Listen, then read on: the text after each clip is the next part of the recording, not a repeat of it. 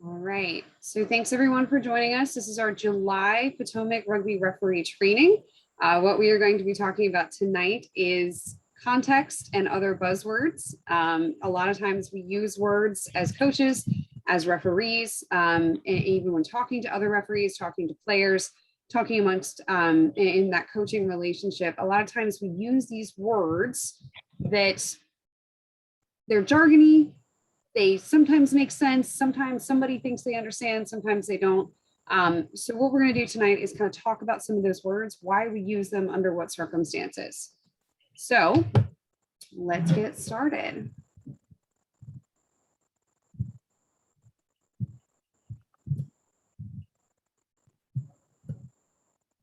Okay.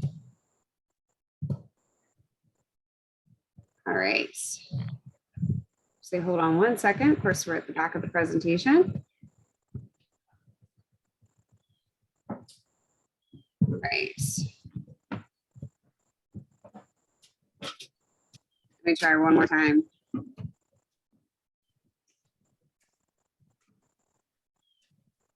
right. Here we go. Context and other buzzwords, our July 2021 training. Our topics for today: context, anticipation, momentum, all those other words that we use and we have no idea what they mean. Why do we do this? And then how to say real words. So part of our activity tonight is team-based. We're going to make sure that everybody is staying really well hydrated. So every time I say a buzzword, please take a drink of an appropriate beverage. We don't want saggy arms, so we really strongly recommend frequent 12 to 16 ounce curls. We want to make sure that our arms are holding up those flags, giving good crisp signals. So I do encourage you that, again, we want to stay properly hydrated. So every time you use a buzzword, go ahead and mark the occasion by taking a drink of your beverage. All right, so what does it mean? The sociology of jargon. So a lot of groups use jargon. What's the science on this? Quite literally, I found a sociologist who said, in order for any discipline to define itself as unique and important, it must come up with a list of terms that only insiders know. They said that. And I'm like, well, that makes a ton of sense. I'm a lawyer. We know this. So yeah, so that's the basis for it. Sometimes it's exclusionary, but there's also reasons for this. There's shortcuts. Things that we use as buzzwords, these jargon terms, they're shortcuts, they're hacks. The reasons that we use acronyms, a lot of times hacks, so that we can go ahead and communicate a lot of meaning in a very short way. But again, creating that sort of insider knowledge. So, you know, and you can kind of see this when you go to explain a buzzword and you find yourself sort of writing a dissertation to try to explain what you conveyed, at least in your mind, in one or maybe a very few words. So this idea is that, yes, they can be exclusionary to those that don't know, but those that are using them every day, if I use EG every day, I don't have to think about the fact that it means exempli gratia, right? I use EG. Those are the sorts of things that we're making this a little bit shorter in time. So the whole global situation with our buzzwords, what we're doing is we're communicating. We've got good communication happening, that we're hacking that communication. We're engendering a relationship with the person we're talking to. You know, I know, we have a shared and common language. Communicating with referees, coaches, players. A lot of times we're using these words in intense situations. A lot of, referee is tired, they're anxious, they're trying to process a lot in a very short term. Anybody who's ever coached a referee in a sevens situation, like they're going to their next game in an hour, that's the sort of intensity. A lot of times you're trying to talk to a captain or a player. You're trying to say, what's going on here? Or I'm trying to communicate what I need from you. You might have a few seconds. That's it. Intense situations. Calibration. If we're using these terms enough, we're calibrating among our groups. What do we think it means? And everyone in this room has had a situation where a player looks at you and they say, okay, I got it. And then they go out and do something different. And you're like, no, that's not what I meant when I said this word. Calibration. We're working among our groups to try to make sure that we all understand that the meaning of this word. And then combining standardization with good communication and calibration, we get to an agreement on what these words mean. You know, it's one of those things where like a lot of us sort of, the language happens, that's how language evolves. We all end up with an understanding of what these terms mean. Okay, so our big check-in for tonight, we're going to talk about context, because that's one that comes up all the time, and it's one that everybody I've ever met has said to me that they were confused about at some point. But before I do that, I'm going to check the chat real quick. At Jake, your kids are adorbs. Correct. Yes, sir. I didn't realize it wasn't automatically muted. No, that's on me. Sorry about that. That's okay. Jake still gets to break in at any point. Seniority status. All right. So the gist of context is we're asking those classic questions: who, what, when, where, why.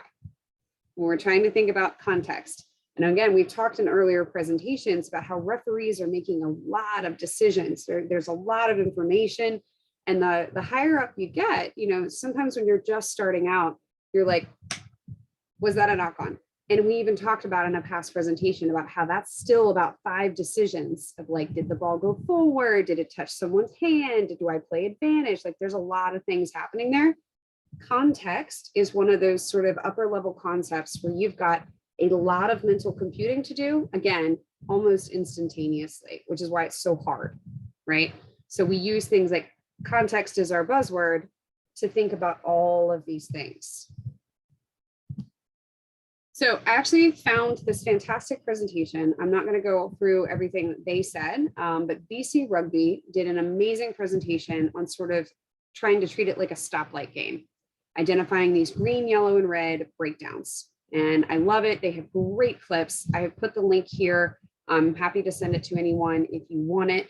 But they did a really, really good job in this presentation of identifying sort of, okay, green is good. We're going to expect quick ball. We're looking at dominance, buzzword, carry over the gain line. We're looking at these yellow situations. It's like a little bit late. Things are a little bit slow. We're not really making the gain line. And then red, kind of going back over the gain line. So these are really, really cool and helpful concepts. I encourage you to go watch that video. But what I want to call out here is they used a buzzword to explain another buzzword. That's going to keep happening. There's nothing we can do about it. But again, you kind of have to speak the language to even engage with this presentation. And that's one of the problems that we have. Actually, for context, I actually went and found the Australian referee guide, which I thought was a great example. They call out context, refereeing in context as a critical skill. Page 1, critical skill, refereeing in context. The word context is used nowhere else in that document. 0 times. They don't explain it. Nobody knows what it is, but it is a critical skill you got to have. And that's kind of what we're getting at here, is that a lot of times we use these words, we expect others to understand, and then we don't do a really good job of explaining. So for me, the way that I explain it is, again, sort of who, what, when, where, why. Which team has the ball? No, wrong. A lot of times we as referees are like, oh, which team has the ball? That was actually a huge sort of learning cliff for me that I had to get over and say, no. The point is, which team is exerting pressure? Buzzword, drink. Which team is exerting pressure? Okay, pressure, we're sort of talking about, again, we're looking at those sort of red, like moving back from the gain line situations. That's the defense applying pressure. Green, sort of moving across the gain line, moving up the field on attacking ball. The attack is applying pressure. So where do we see the pressure? Where are we going off of that gain line? Who's applying the pressure? What is the team applying pressure trying to do? Are they doing something like they're bailing out of a situation? Risk reward is our other buzzword here. Feel free to drink. Risk reward. Are they doing something where they're bailing it out? Are they trying something fun? Are they saying, well, shoot, we've got a penalty advantage. Might as well shoot the moon. Go for it. You know, do something crazy.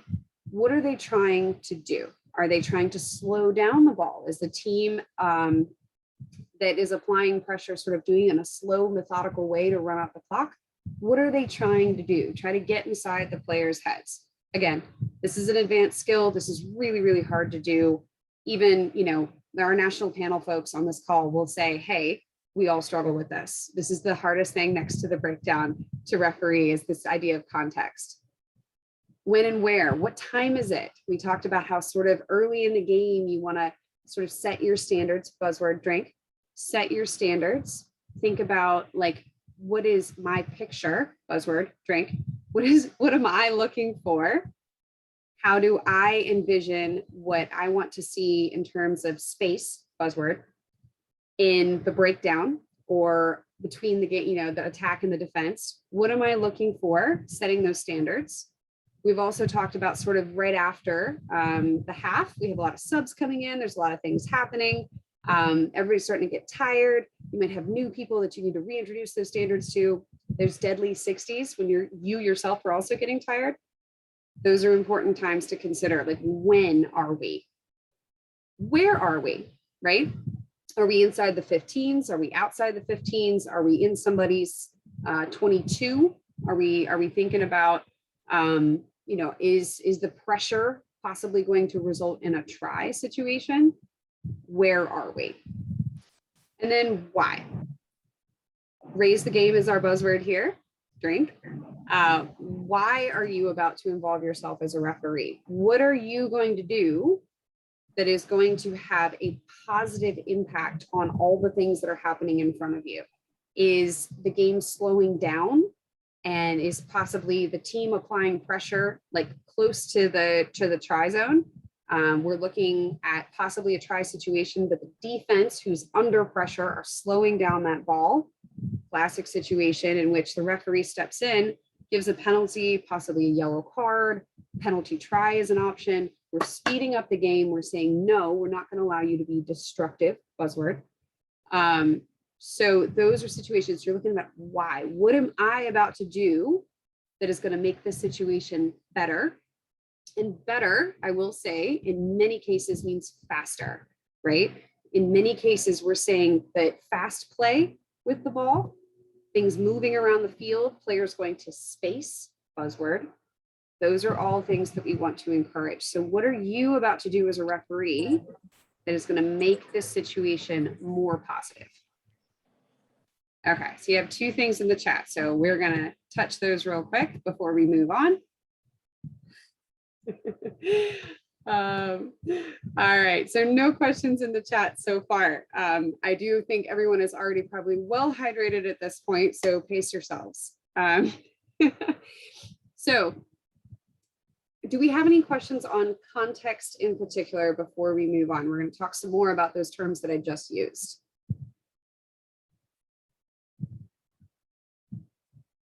Hearing none, we shall move on. So we just sort of talked briefly about raise the game, right? This is a term that's used a lot. Basically, we're talking about doing what you do intentionally and with purpose. What are you doing to make the game faster? What are you doing to give it more structure? Okay. It's sort of a silly image, but you can think of a blanket fort, right? Not much structure, or a cathedral, lots of structure. Right? So what we're doing is we're giving players space to play metaphorically, go forth in this cathedral of rugby. Okay? No blanket forts here. A lot of times we hear referee coaches talking about things like anticipation. You as a referee need to anticipate. I don't know what that means. And that was one of the ones that I really struggled with. It was like, I am streaking away from that breakdown. I am running with the ball. I am ball in line. I'm doing everything I think I'm supposed to be doing. But I'm not getting this anticipation thing right, and I don't understand. The hard thing for me was you're not going to follow the ball. Instead of following the ball, you're going to go to the next contact point. You need to read where the person with the ball or the person who may have the ball in 0.7 seconds, where is that person going to impact somebody from the defense? That's going to tell you where to go. And when you know where to go, you can anticipate that contact's going to happen. You can put yourself in a good position. You can say, there's a lot of room over there. There's a bunch of people in my area. There's a lot of room over there. They're probably going to take the ball from where it is with all these people, because you're probably not going to you're not going to do any positive play here. You're not going to get in one of those green go ahead situations. So I'm going to put it to space where there's a lot of room to run. We know that that's anticipation. You're like, okay, I think it's going to go out there. But I'm not only going to follow the ball out there, I'm going to say, look, I see a 2-on-1 situation. So there's a high chance for a breakaway. So what I'm going to do is anticipate that either that one player will make a tackle, but I'm going to be well positioned for the breakaway because I think a breakaway is likely in this situation. That's what we mean by anticipation. Don't follow the ball, go to the contact point, and then you're always going to be in the right spot. So clear and obvious, another term that we use a lot of times, clear and obvious. Now, a lot of people will say like, oh, it's so the grandma on the 30th row could see what was happening. Yes, and that's a valid thing to say. But sometimes it's more helpful because I'm not often watching games from the 30th row. Sometimes it's helpful to think about it in terms of if I'm anticipating, I know where that contact point is going to be, I know where to stop, and then I'm never in the position of refereeing from way back here somewhere, and I'm never in the position of refereeing at my feet. A lot of times you'll see referees do this thing where something happens like right at their feet.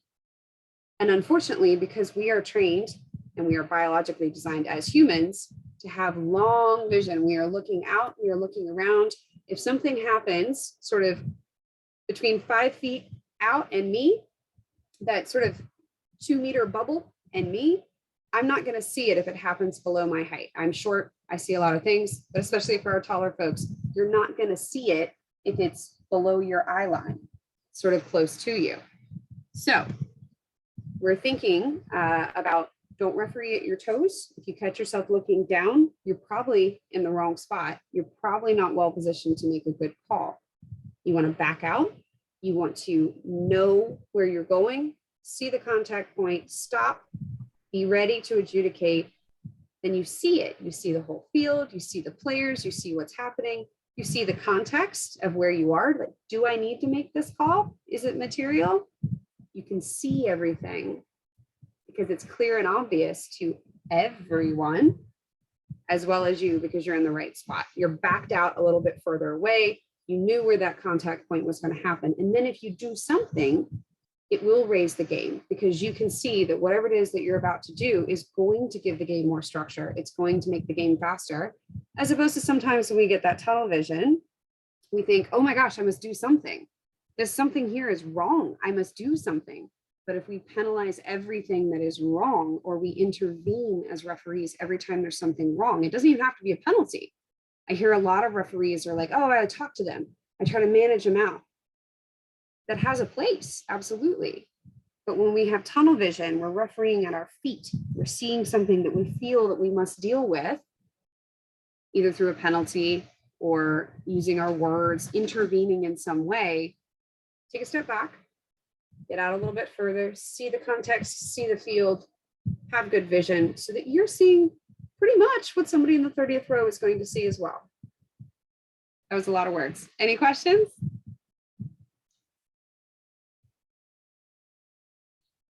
Hearing none, we shall proceed.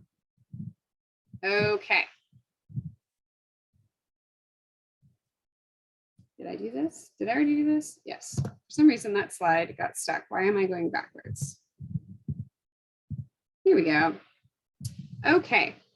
So 2 other words that we use a lot of time, dominance, and we use that word early in our presentation, and pressure. The way to think about this is that dominance is play that creates structure. That team knows exactly what they want to do and they are able to execute. Dominant play. Pressure is play that disrupts structure.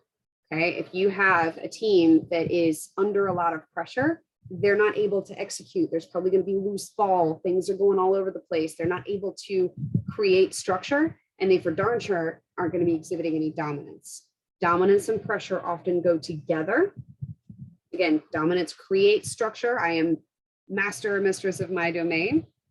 Pressure is slightly below. It's sort of creating that disruption, but it doesn't necessarily mean dominance. Again, we're thinking in terms of structure. Structure, buzzword, drink. All right. So space, again, you remember nothing else about space. you know, go there. Also join NASA, donate to NASA, great people. Space, go there. The idea is that if you look up, because you have anticipated the contact point, you know where you're supposed to be, you have good vision, you're seeing what's clear and obvious to everyone, you can see there are a lot of people here, probably a lot of pressure, because people means pressure, lots of bodies around. There's a lot of pressure. Where are we going to go to relieve that pressure? We're going to go to space. We're going to go across the field. We're going to maybe check back a little bit, try to find some space behind an offside line, or we're going to try to kick to space. We're always going to go to space. So you as a referee, you can anticipate that all of the players are going to want to move the ball to space. Or if they don't have the ball, they're going to go try to interact with the ball, make a tackle in space. So wherever you see space, go there, okay? All right. Some of the buzzwords we use around space: taking space, too much pressure, right? Illegally taking space can result in an offside, an obstruction call. You can't create anything if you have no room to do it, right? In your blanket fort, not so much. Cathedral, lots of room to run, right? Again, silly metaphor, but stay with me. All right. Creating space, the referees, like we are the architects here. We are using what we're doing intentionally to say, I'm going to create space. I'm going to allow room for these teams to do what they want to do. Structure, okay? And I'm using this word structure a lot. Does anybody have any questions about what structure means? Okay, when I say structure, I mean ball movement. I mean ball movement in terms of making gains, right? Territorial or tactical gains. Those are the things that we talk about a lot. We're making gains. That structure, we're making gains in a way that is replicable. That's sort of the key difference, right? Between the Hail Mary of like, well, we might make a gain, but there wasn't a whole lot of structure there. Is it replicable? Then you see the team that's sort of marching down the field, like Rooney loves to do this, where they'll just be marching down the field, breakdown after breakdown after breakdown after breakdown, punch after punch after punch. It's incredibly as small gains, but they're replicable, right? So that's what I'm thinking of when I'm saying structure, is making gains that are replicable. Okay, it means that they're also very intentional on the part of the team. Vince, go right ahead. Sorry. Hey, Greg. Would you see or hear referee coaches using these terms the most? Like, when would you hear them say a team is taking up space, or you need to create space? Sure. Give me just a second. We're going to walk through the rest of these definitions, and then we'll talk about under what circumstances we're hearing these things. But great question. So again, taking space, we're putting that pressure on. Creating space, the referee is using what they're doing to intentionally create room. A lot of times, again, we're really working those offside lines. Sometimes it's applicable in a breakdown where we're like asking for space in the breakdown, which means that we are asking for a very clear release. We're asking for the tackler to get out of there. We're creating space so we can get that clear and obvious picture. You, the referee, from distance, and also everyone else from distance. And then we're looking at that attacking space, room to create that structure, moving the ball there. Does a team want to go over there? If so, are they able to execute on that? If not, why?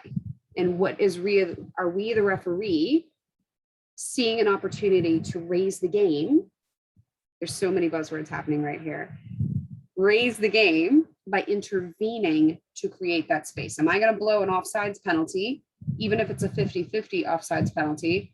Am I going to blow that penalty to make people move back? Am I going to say to my ARs, you are empowered, talk to the wings, make them move? So where you're hearing a referee coach talking about space a lot of times is that if you're seeing a lot of offsides penalties, potentially, like, did you use those judiciously? Did you get what you wanted out of them? If we're seeing a lot of breakdown penalties, they're very, very messy breakdowns. A lot of times what you can do to just help yourself is if you create the space, Make sure everybody's standing absolutely on sides. Everybody's starting on sides. You loosen up that pressure. You don't have as much loose ball. You don't have as many people on the deck. Like, do you see the sort of cascading effect of space?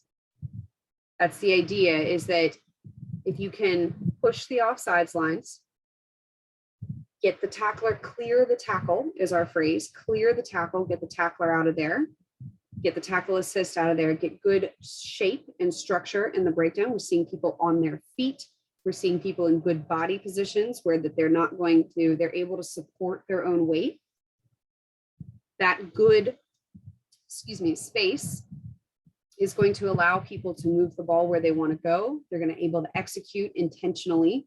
They're going to be able to display dominance if they get there, but at least apply pressure, right? Attacking pressure, defensive pressure. We're going to see much more structure. Think of it as, your music notes, right? If you see music notes neatly arranged on their grid and you have them on their 5 little bars and you can read them easily, there's lots of white space, as opposed to what it would probably look like if somebody tried to musically transcribe a small child with a keyboard, right? So if we see a small child with a keyboard, there's no space between the notes, there's nothing happening, nothing is structured. Where we have space, we see the ball moving to space, we see referees making judicious calls, we see people able to execute. So a lot of words there. Vince, did I answer your question? Yeah, that was good. Thanks, Ray. Cool. Okay. So space is a very important concept, and it's one that we can have a lot of discussions about, but we'll leave it there for now. Okay. So we've gone through a lot, and I'm kind of throwing a lot of words at you. I'm throwing a lot of terms at you. I'm throwing a lot of explanations at you. So we're going to go ahead and stop here. We can always follow up with more in a later presentation, but these are the ones that I kind of wanted to cover as major concepts and also as ones that we hear often. So the bottom line is use responsibly. Buzzwords are helpful when the people using them understand what they mean. You can't explain a buzzword without using that buzzword, and hopefully not too many other buzzwords.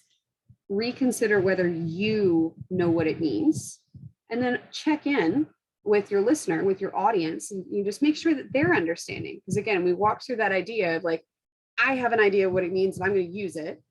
And then my community, we're calibrating on that idea. And then we get standardization when everybody agrees on the meaning of that word. So that is tonight's presentation. Again, lots of stuff. But let's start talking. If anybody's feeling sufficiently hydrated, let's start talking. Let's answer some questions. Anybody? Hi, Graham. Yes.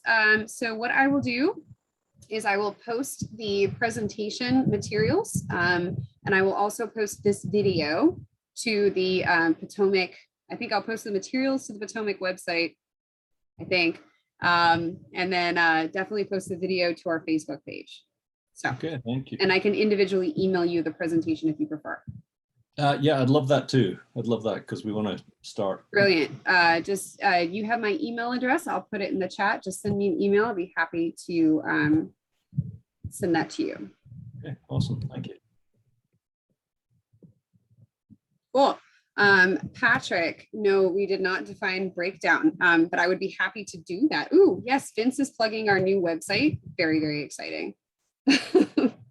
Yes, the breakdown is what we have at halftime. Often after the game when I'm talking to a referee coach, that's when I want to have a breakdown. Yeah, so does anybody want to take a stab? Let's crowdsource this. Who wants to take a stab at a definition of a breakdown?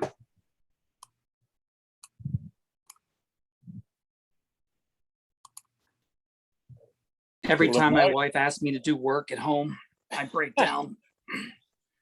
Fair enough. I mean, that's definition. Pretty good one. I buy it. Took me about 3 years to figure out that it's either a tackle or a ruck. Yep. And so what did we do right there? We took 2 words and made them 1 word. Mhm. So that was a hack, right? Like that's exactly what we're doing with these buzzwords. Do we use buzzwords when ref talks to either team during the game? So, actually, before I go there, let's hear from Kristen. Kristen says, I liked hearing it described as anytime the play breaks down, i.e. stops, but not due to a penalty or a breach of law. I hear another definition saying ball is not in hand, players are off their feet. These are all good definitions. So we as a community can calibrate. Are we all saying the same thing? Something to think about. Are we, are the players going to understand what we mean? So great, is so something ball coming out of hand, or you could potentially consider that to be a breakdown, but that turns into loose plays. A breakdown, not more like a tackle has taken place, or three individuals are to, one and two opposition, or some certain number of people locked together. I think we're getting there. I think that's a very, very good point.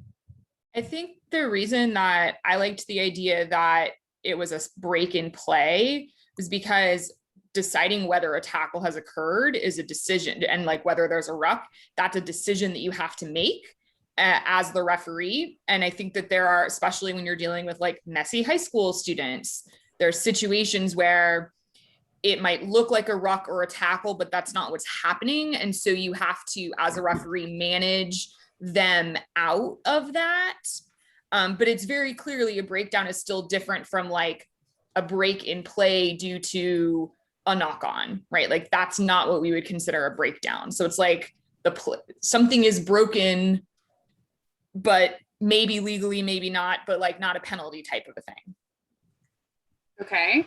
I'm seeing some other definitions in the chat. What are we thinking? We're seeing like the ball stops moving forward. Okay.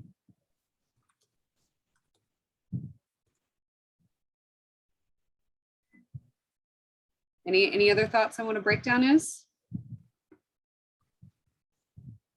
A There's breakdown very is where you better be.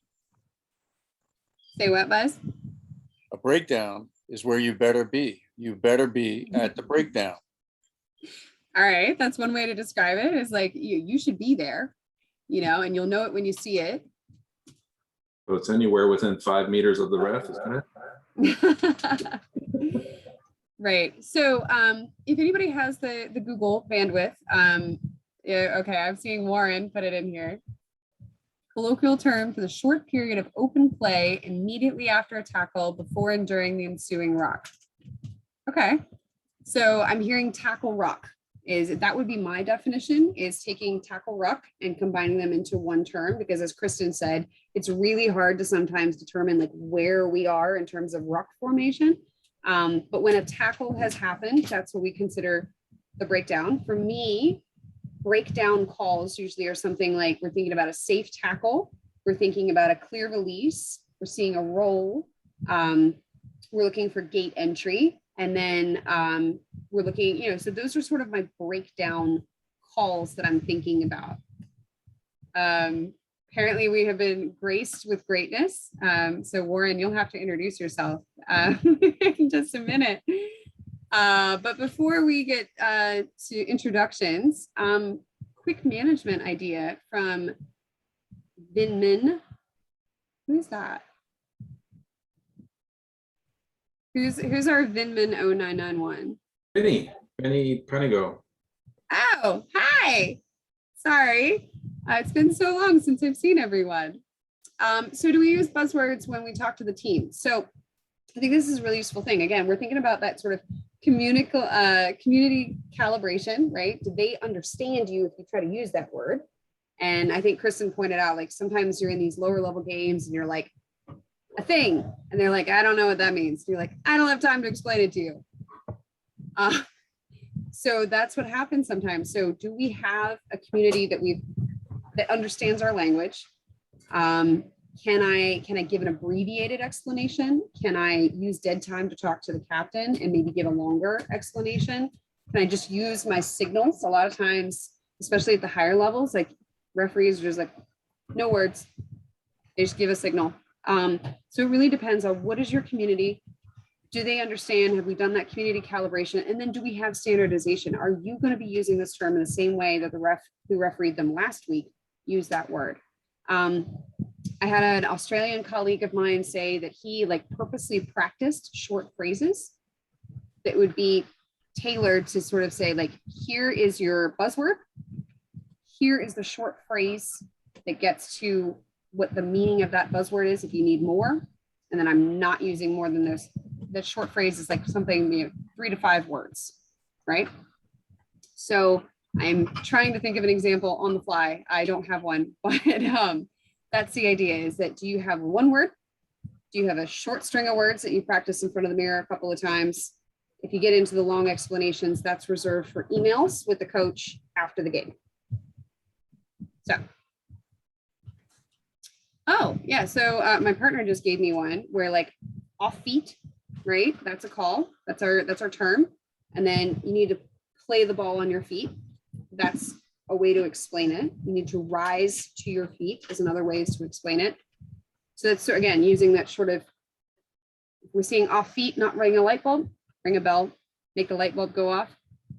There's a short phrase.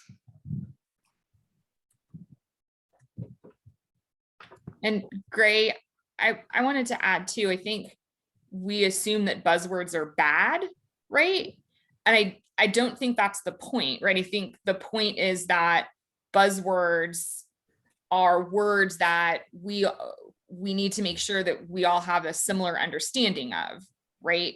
And so if I know what the words are and I know what I think they mean, then when I'm using them with a coach or a player, if I don't get the result I want, it's a lot easier for me to go back and be like, oh, right, I used a word that wasn't clear. And if we like know that going into those conversations, we can assess like, I mean, when you're talking to someone and they kind of have the vacant look behind their eyes and you're like, you don't know what I'm talking about. And it's this word, right? Like, so I don't think it's, the point isn't like, don't use them. The point is to be aware of what they are so that we can make sure that we're using them correctly. Because if I can't use buzzwords, I mean, like, it's going to be really hard to get through a game, to be honest. Like, oh, of course. Yeah, no, great point, Kristen. Great point. Buzzwords are not bad. Buzzwords exist for a reason, right? Like we sort of talked about the sociologist definitions. It's like, yeah, it can be exclusionary that we know words that you don't, but it can also be very purposely a shortcut. And I think that's in the best of circumstances, what we're trying to do is use buzzwords as a shortcut and also establishing that relationship, saying like you and I, we're working together. We speak the same language. We're trying to achieve the same things. We're establishing that level of rapport. So I've got a good example then. When we say create space, right, to a new referee or a new coach or a new player, they're not going to understand what that means, even though the term create space is incredibly self-explanatory. It means put more distance between the players. But so we say that at the higher level, and you understand what you're supposed to be doing. But at the lower levels, you really need to break it down for other people and say, no, literally the defense has to be 3 extra steps back from where they are. So that's all I got. Seeing Bob Hauser make facial expressions. I'm such a terrible poker player. No, I'm okay with that definition. It's a little direct. Creating space has many different avenues and definitions on how you want to use it, right? So creating space is allowing for, right, the simple definition, okay, there's an offside line at a ruck. We want to make sure that there's space between, okay, that's creating space. But creating space in the context of trying to explain it to somebody, like what is creating space or what does that do for you, can have a few different meanings. And you got to be careful with how you define that role. So that's what just makes it even harder, right? So when I coach a referee, it's on how, okay, why isn't an attack happening? Well, because maybe they're coming in from, maybe they're coming in too quickly, or maybe they're not allowing enough space, as you say, right? Maybe it's because it's not just creating the space, but it's managing the space. Referees manage this game. We don't create it. Players don't create it, right? We manage the game, and it is space. And our job is to be able to manage the game where there is space in the game. So it's vernacular, maybe. I like manage more than anything. But you guys are all, these are just a great topic today. I really enjoy everyone's spot on with it. And remember, everything what you're saying is absolutely right. There's no right or wrong answer. It's just on how it's defined, how you're going to present it. For me, as a coach, I see how the referee does something or how they perform, and then take it from there, right? So that was my cringe. Sorry, but no, this is fantastic. This is great. So if anybody that doesn't know Bob, he's one of the best and greatest in terms of coaching that we have locally. So it's very exciting. So thank you, Bob. No. Okay. Well, I aspire to be you. That's all that has to be said. Not the best, just one of them. So, all right. So I'm seeing from Steve. Don't want to comment on that one, Bob. Yeah, you know What, it. Warren? Just Warren, trying we to haven't comment met. on- Introduce yourself. Oh, okay. I'm Warren Cornell. I used to be a referee in the Potomac.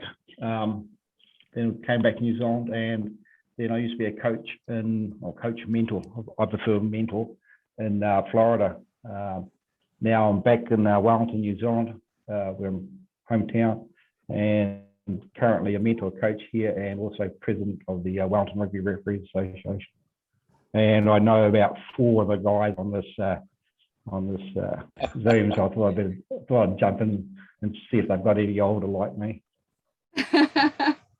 That's fantastic. Well, glad to have you. Ray, he's too modest to say it, but Warren was our role model for a long time. Yes. Oh my God. But It's just after scary. Bob, yeah. We refereed together. Yeah, I bet yeah, you we had a did. lot there. Yeah, we did a lot. Yeah, It was Buzz great. and Steve Werner. Yeah. In Yeah. fact, one of the things I think I said when I left Potomac, what I loved about US rugby was the passion and the grassroots aspects of the game. Where, I remember the first game I refereed. I turned up, both teams marking out the paddock, the field, the playing environment, depends on what buzzword you want to use. And just seeing 2 teams get into it, and then actually being asked to stop the game because one front row wanted to explain to the other front row actually how to do the job, how to do the black art in the front row. So I loved it. But just on the buzzwords thing, a couple of words that really confused me when I first got over there referee was the term roster. Never heard of it in New Zealand, which is here we use team list. And the other one was when the captain would say, "Oh, post, thanks ref," or post, and I go, "What are you talking about?" And here would say, they say, "Oh, shot at goal." So a couple of buzzwords that probably are local to maybe geographic areas that for the newbies like in the US, sort of the eyebrows raised a wee bit. Sorry, talked a bit there. Yeah. Okay, cool. Well, that's a really good point. Because you guys will travel, you'll go to other countries, and you'll hear rugby terms that you hadn't heard before. That's a really good point, Warren. Yeah, and the other thing that I still see it on the Potomac website actually, but in US rugby, because American football, what I'd call American football, gridiron, is so dominant there that US rugby fraternity, a number will use terms or the buzzwords, slang, whatever, from American football to describe events within rugby. And I'm just sort of like, touchdown where it's a try. Touchdown is, when it's done by the defending team. But so all these little things that again confused me, and even now does a wee bit. Hey, Warren, when I did a game in New Zealand, the term that I wasn't clear on was "fuck off," and I'm not sure what it means, but it meant something to them at the time. So yeah, no, I think that was actually an American term that was introduced. Those congratulations, I think we say, right? Yeah. Yeah, Patrick, you'll on the instead of play on and in the French, it's jouer, right? It's just like Yeah. we only use one word. Just go jouer. In a booming So, in a booming voice, yes. So actually, let's talk about that. Yeah, a lot of times I see referees, like my mom does not speak Spanish. She speaks like 3 words, but she firmly believes that if she says it louder and repeats it, that somehow it will make sense. And this is not the case. And a lot of times you see referees out there being like, and they say whatever it is that they were saying louder and repeatedly. And I think, as Kristen pointed out, sometimes like you just got to really check in with your audience and just be like, they're not getting it. Let me find another way. So in a booming voice, yes, but possibly not repeated. Sorry, So, without, anything else? Sorry. sorry, just on that, the communication talking, one of the things that we're sort of pushing a wee bit more here in Wellington in particular is blow, show, tell. Blow the whistle, show the primary signal, and tell with the secondary signal. At no stage is there any verbal. You have to use verbal. And again, for those who've traveled a bit, not everyone actually understands the words that are being used. And if you go back to the law book, and actually count the number of words that a referee is required to say, which is like crouch, bind, set, vantage over, use it. I think that's probably about it, which is if you want to be pedantic, which is more refereeing the law, you could argue that how many words do I have to say? What are the words I have to say? And am I saying too many to create the right noise? Then when you were talking before about creating space, when you actually want someone to hold, that you've been talking all day, and when you do yell out hold, the players will go, A, I don't understand what he or she is saying, and B, they're just saying something else again. Yeah, great point. And then we've also talked in previous presentations about this idea of sort of like mental exhaustion. Like we talked about the 60s. We talked about how that 60 to 70 minute range is when everybody's starting to get tired. And if you're saying lots of things and you're running the mental processes in your brain to kind of make those words happen, understand the concept, process, output, all of that is mentally exhausting. So if you catch yourself saying a lot of words during a match, know that you're making yourself mentally tired, and think about that as a tool that if you at the end of the game are making decisions and you're saying, hey, maybe these aren't the best decisions, I'm making a lot of decisions, are they best for the game, am I involving myself, is it because I'm mentally tired? So those words are an opportunity to sort of keep that mental energy level. I saw a great question from Steve in the chat. Sort of saying, like, don't you just want to referee what's in front of you, let the game go? I like to think of it as sort of, I'm conducting the orchestra, right? Like Tchaikovsky, I'm not going to try to tell him that I can do music better, right? But what I can do is interpret that music, say, I've got a weak flute, I got to maybe build that up, and I got to go to the woodwinds, I'm not a professional musician, but anyway, you get the metaphor. Where like I gotta account for some differences here. I don't have ideal circumstances. I'm playing to an audience that maybe won't appreciate these elements. So we're gonna move things a little faster, slow things down here. That's the kind of interpretation we're talking about. And I think Bob was talking about when he's saying we're managers. We're trying to manage the situation. We're not creating a game, we're managing the game. So. Yeah, great on. Patrick, I thought Coco Rico was canceled. Sorry, Kristen. Oh, yeah, I was gonna say, we've talked a lot about this. Ryan and I have, like, my high school students once told me, they said, we really like it when X guy comes and referees us. He's the best referee out there. And they said, we know he's good because he takes the time to tell us, and he breaks it down for us, right? And, and to them, right, what they want from a referee is something very different from what your D1 men's club wants. Your D1 men's club does not want to be coached by the referee. My brand new high school kids who've seen 5 games of rugby ever need to be coached through it a little bit by the referee. So this idea that, like, that's the beauty of the game of rugby, is the laws are applicable in all of these different situations, but they don't always mean the same thing at the same times, right? Like, that context that you were talking about is really important. So space, what that looks like for my high school students versus what it looks like for a D1 or an MLR team, is very different. And so the way that the referee has to manage that is going to also be very different, even though they may be using those same words. So I think it's admirable to try to, leave it to the laws.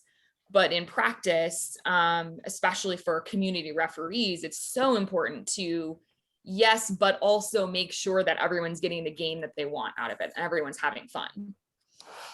Right. And that's sort of one of the concepts that we talked about, is this idea of like letting the players exert dominance, letting the players create structure, that you are giving them the framework in which to do amazing things. So it's exactly, give the players the room and the opportunity to do what it is that they want to do. I saw in the chat that Vince made a comment about a technical idea. Oh, sorry. Warren, did you have a thought before we move on? Oh yeah, in fact, technical is a good one. I might cover 3 very quick points here on what Kristen said. But, Please go. The types of referees, and it's also time involved, is here. If you start from the brand new referee through to the elite international referee, to me there's 4 different parts here. One is the brand new referees, 2-3 years into it, they're refereeing the law. Okay. Then they develop the skill, and then they start refereeing the game. Mm-hmm. Then as they develop skill even more, doing what Bob was talking about, is they're managing the game. And then at the elite level, what they're actually doing is managing the fixture. So to me, one of the things I found interesting in Potomac was, because people start playing rugby later, back in my day when I was there, that they started becoming referees later. And then they were thrust into games that probably caught them out, and they were trying to referee the law when the players were expecting someone who would manage the game. Mm-hmm. So that sort of dilemma. You then, with people who manage the game, they will start, when they award a penalty, referees who manage the game will often say, you are doing this, and this is what I expect to see. So going for that behavioural change. So refs who referee the law in the game will say, you've gone off your feet. Well, that doesn't mean anything. Someone who manages will say, you've gone off your feet. What I expect is you stay on your feet, because rugby is a game for players on their feet. Those sort of words, without getting into the white noise aspect. And then you said technical. One of the things that New Zealand Rugby's been pushing over the last number of years is the 5 pillars: technical, tactical, mental, management, and physical. And I did an hour's presentation on this on the fly, and I won't do that here, noting it's lunchtime here in New Zealand. It's midday, and so I've had 2 coffees set to go for the rest of the day, and you guys have probably had enough almost. So that's all I have on the comments there. That's awesome. Thank you so much, Warren. That's fantastic. So just another quick point on technical. So what I do in my job as an attorney, like, it's very technical, right? Like, the idea is that we go and pick apart the law. But I think if we talk about, the people who are actually out there, our officers, our first responders, if they were to memorize the law and enforce every aspect of the law, it would be impossible because basically everybody in the world would have an arrest record and we'd all have, it just wouldn't make sense, right? Because we've all done things that are illegal in some way. But the question is like, are we making our society, our community better through what it is that we are intentionally doing as regards the law? So maybe that's one way to think about it, that like you could enforce everything, but would that help? Would that actually achieve a better community? Would that achieve a better game? So, anyone else have questions? Graham did ask whether we are going to be looking at the new law updates. I am waiting for guidance from my leadership on exactly how that's going to be implemented. Are we rolling that out right now? I think we are, but I just haven't received the word from on high. So we're probably looking at that for August training. So stay tuned. We're probably going to do that next month. Just wanted to confirm with my folks that what exactly I'm communicating, because again, what I do is I'm doing this with intentionality. What we are trying to do as a society is recognize there's a need, say, hey, we're trying to train a bunch of coaches. We need more referee coaches. Great. Talk about coaching or things that are peripheral to coaching. We're having referees with bad experiences. Let's talk about how do we manage those experiences for a more positive community. This is kind of, what we're trying to do as a society is be responsive to what our community wants. So thanks, Graham. I will be looking to do that probably in August and respond to you. And if you guys have thoughts or ideas on things that you're like, hey, I really would love a presentation on that, I will try to find you material. And if there's sort of like multiple voices coming to me and saying this is something I need, then we'll look at doing a presentation. With that, I will go ahead